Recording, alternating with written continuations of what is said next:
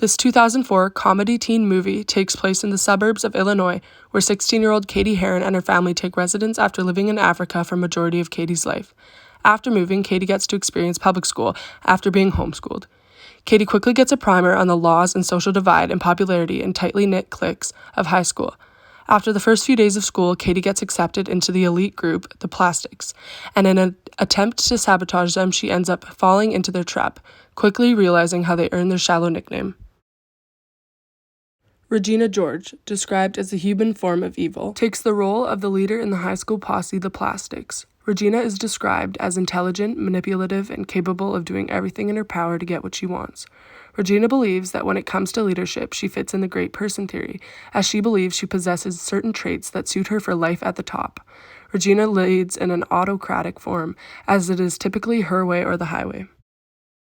Gretchen Wieners, daughter of the inventor of toaster strudels, Regina George's best friend, or some may say assistant, and a member of the Plastics, can be described as gossipy, superficial, and insecure. Gretchen is capable of doing anything in her power to make Regina happy. Gretchen is very much a bystander, and she typically does not get in the way of any situations, specifically those involving Regina. Gretchen is the definition of the suggestible, standard behavior in groups, as she is heavily influenced by her leader and will rarely initiate action on her own. Karen Smith, the ditzy one of the group, is with no surprise described as dim-witted, easygoing, and flirtatious. Karen has psychic tendencies, specifically in predicting the weather, and can be easily influenced by her friends. Karen demonstrates a supportive standard behavior as she may shout and encourage the fellow Plastics, yet she will not stand out against violence in others. Katie Heron, the new girl and the newest recruit in the Plastics. Katie is described as a homeschool jungle freak who is a less hot version of Regina George. She is kind but naive, and although she has a good heart, she has a tendency to succumb to peer pressure. Katie can definitely be described as a yielder.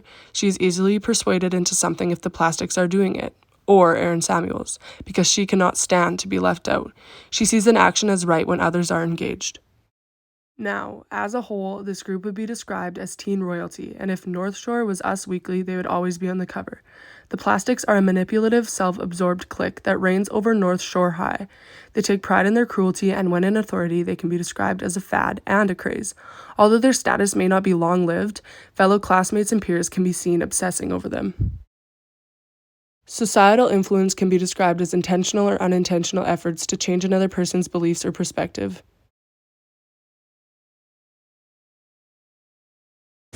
The greatest people you will ever meet, and the worst. Beware of the Plastics.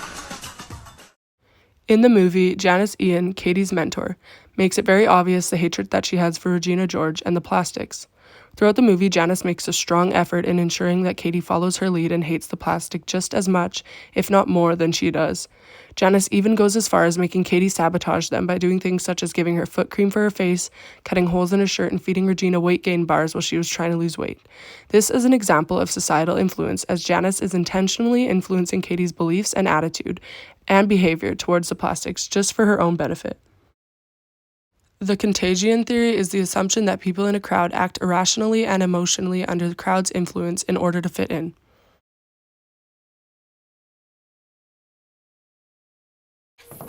The weird thing about hanging out with Regina was that I could hate her, and at the same time, I still wanted her to like me. Okay. You have really good eyebrows. Thanks. Move. Same with Gretchen. The meaner Regina was to her, the more Gretchen tried to win Regina back. She knew it was better to be in the Plastics, hating life, than to not be in it all. Because being with the Plastics was like being famous. People looked at you all the time, and everybody just knew stuff about you. In an attempt to sabotage the Plastics, Katie begins to slowly follow their lead. She claims to hate them, yet she cares so much about what Regina thinks about her. Katie cares so much that when near them or in a crowd, she begins to mimic their behavior and slowly begins to turn into one of them, even when they are apart. This is an example of the contagion theory, as she is changing herself when surrounded by specific people to fit in.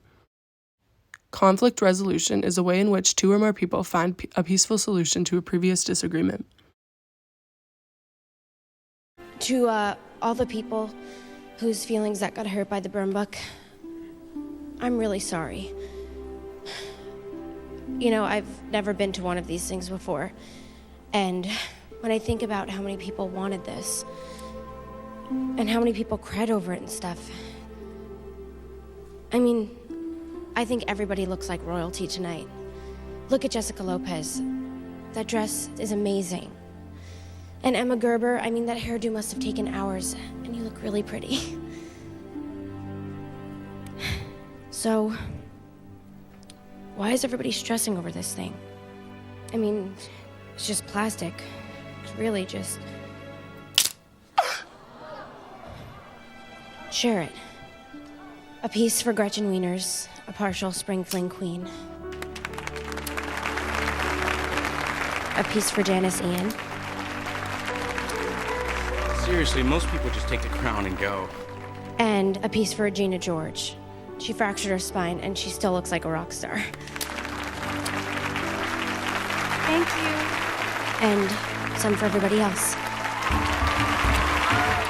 After the leak of the plastics burn book, Katie Heron wins prom queen, a title that she never really understood the demand for. While under the heat of the entire school being mad at her, she gives a speech expressing her deepest apology to those that were hurt. Although Katie didn't take much part in the making of the burn book, she took the blame and solved the avoidance conflict that derived through the leaking of the book. This is an example of conflict resolution as she resolved the disagreement and hard feelings among the school by apologizing and sharing her crown.